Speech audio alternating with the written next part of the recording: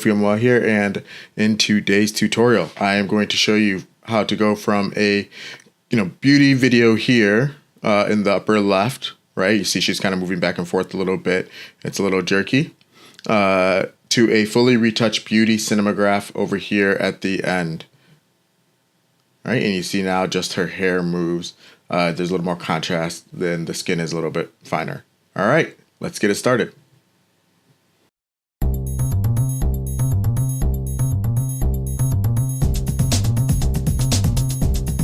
I'm just going to play the video. So as you can see, it's really just a really tight cropped video of the model kind of just standing there, and she has a fan kind of blowing at her hair to give the hair some movement. That's what we're aiming for in this particular video. Keep in mind in general, if you're working on something like this, sometimes it is a little bit hard for somebody to stay kind of perfectly still. It's really important, of course, particularly for something like this. So just kind of keep that in mind when you're creating your loops. I sometimes like to ask them to hold their breath as well, because that will sometimes help somebody stay a little bit straighter. People are never as straight as they think they want to be.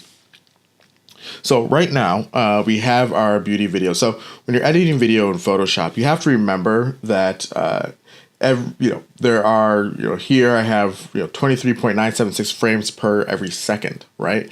So what that also means is that if I were to, for example, just go on this video layer and really just, I don't know, edit something on the video. I'm going to do something really facetious and go there. Okay. Yeah, we see it.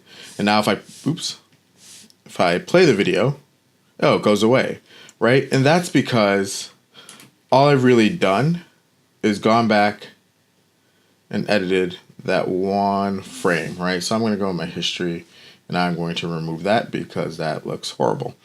Okay, so that is something kind of important to remember as you're doing this. So you can't really do it on just the one frame. Maybe I'll show another tutorial where that might be actually useful in the future. But we do want to do some beauty retouching here. But the first thing I'm going to do, similar to any other Cinemagraph, is I'm just going to find out where I want my loop to kind of be. So in this case, let's start it maybe around here. I'm going to hit my set start in my Cinema photo. Then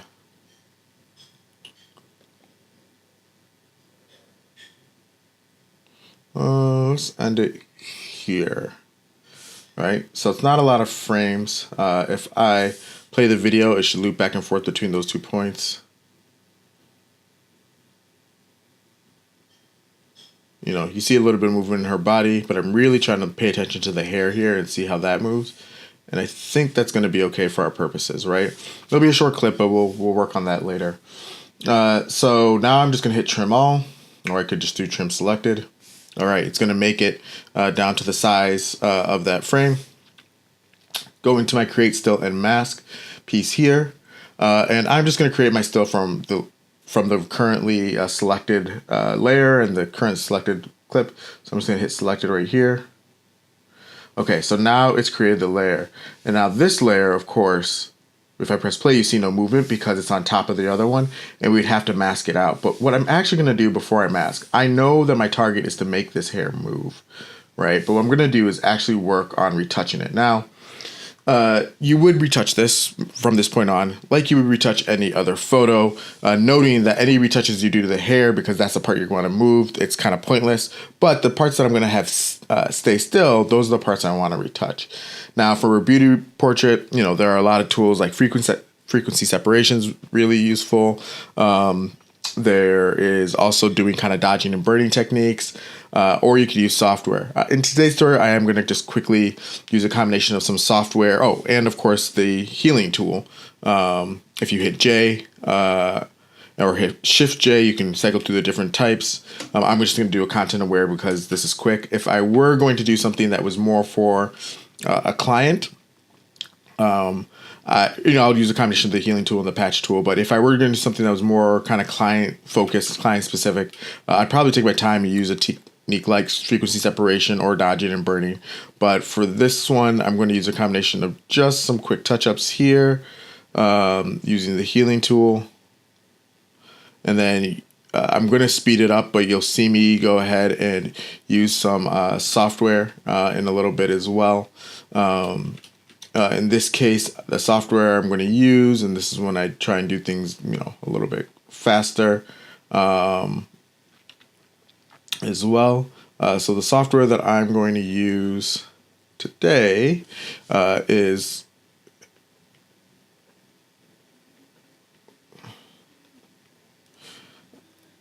let's see, is Portrait Pro by Imagenomics. So I will, Anthropics. There's also Imagenomics Portraiture. I've tried that before, but today I'm going to use Anthropics Portrait Pro. I will put a link below in the show notes if you want to test them out. I am not affiliated with them in any way, so there's, I'm not getting anything for mentioning them to you guys as well. All right, so on my still layer, I generally, if I'm going to export it out to a software, I generally actually like to create a new layer on top and then work on that layer, do the filter there, and I'll usually bring it down a little bit after I'm done. So let me quickly do that, and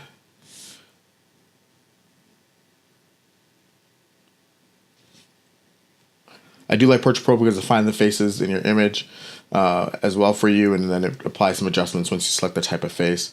Again, I'm not going to talk too much about how to use it. I'm really just going to kind of quickly do this just a little bit. Maybe there are tons of tutorials out there about how to use this software, and maybe one day I will do another tutorial myself on how I use it. So I bring it back. I usually like to take it back just a little hair, so I'm going to go to like an 80% opacity as well.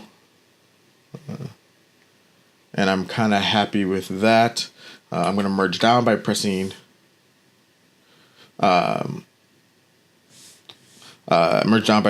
Command E, or if you're on a PC, that'd be Control E.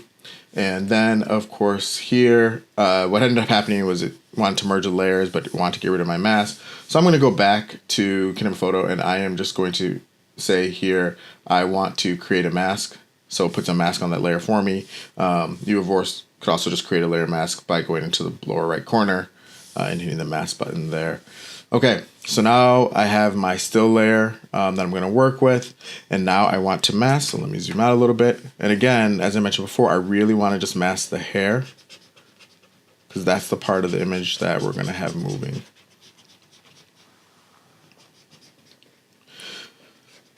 So this is, of course, where you want to think a little bit more about what your fade is going to look like, or, where the parts are moving. So I'm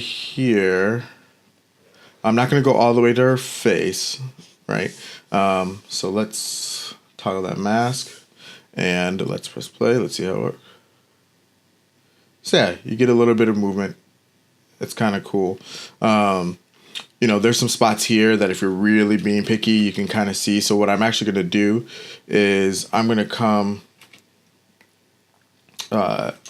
back to this spot here. I'm going to make sure I'm on my mask, and I'm going to lower my flow just a little bit on my brush, and let's see, load it down to 10%, and here I go. Let me show the mask. Make sure I'm here. Okay, and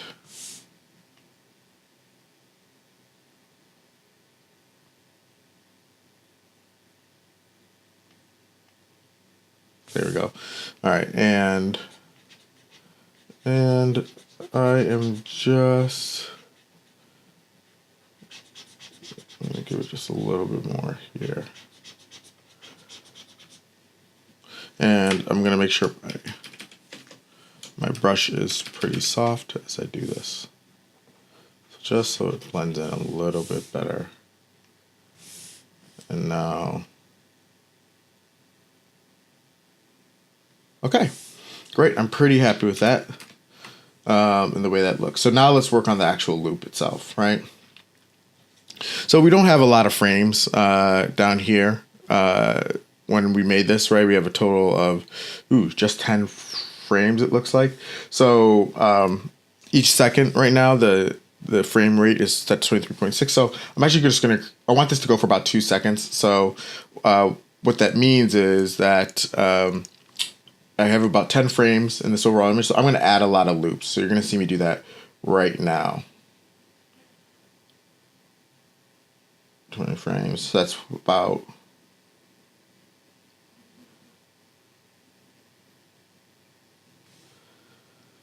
Okay, so I've added a whole ton of loops to this video and the Cinemagraph now, and I did that so I could just increase the length overall. You could, of course, just create your one loop and then export it and, you know, use another program to make it the video clip longer, etc. But I'm doing this in Photoshop.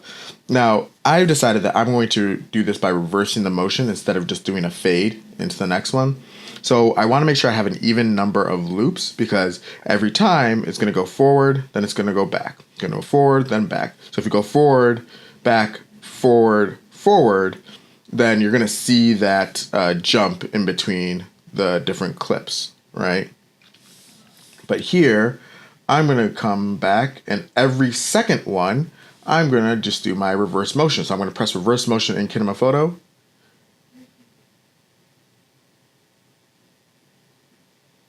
And boom, it reversed the motion of that clip.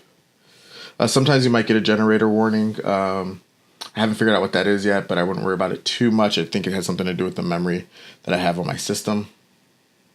Things will still generally work.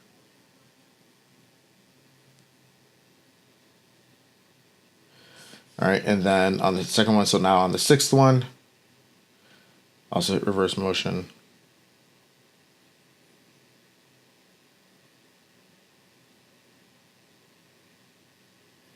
Okay, so now when I play,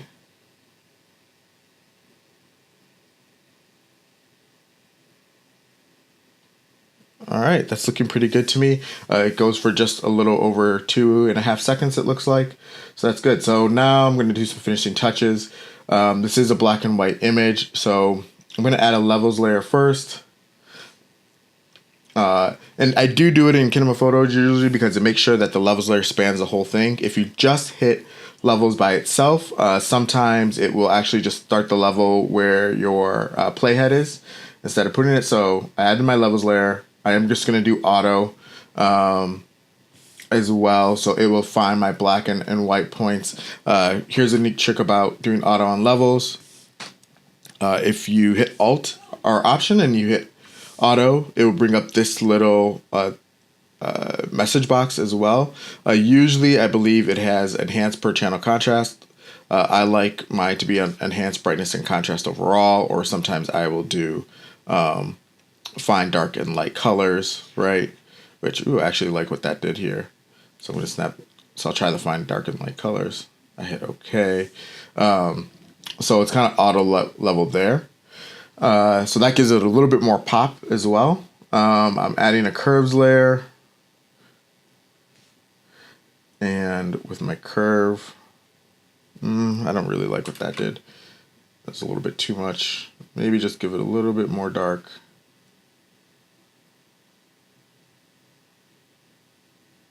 It's dark and nothing on the highlight. All right. So it just gives it a little bit more. So now the image has a lot of punch. And there we go. So that's it. So now I'm just going to export. I'm actually going to change the document size. So I had done some cropping. So I know I want it to be 1920 by 1080. So I'm just going to put it at that. And I know I want to export it as an MP4. And let's put this on my desktop. And there we go.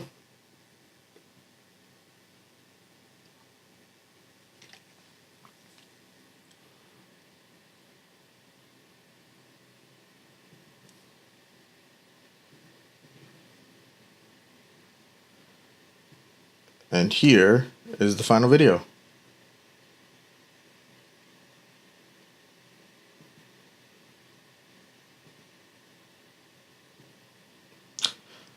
So thanks again for listening to this tutorial, and if you have any other tips, tricks, please hit that subscribe button. if you want to learn more tips and tricks for creating cinemagraphs in Photoshop.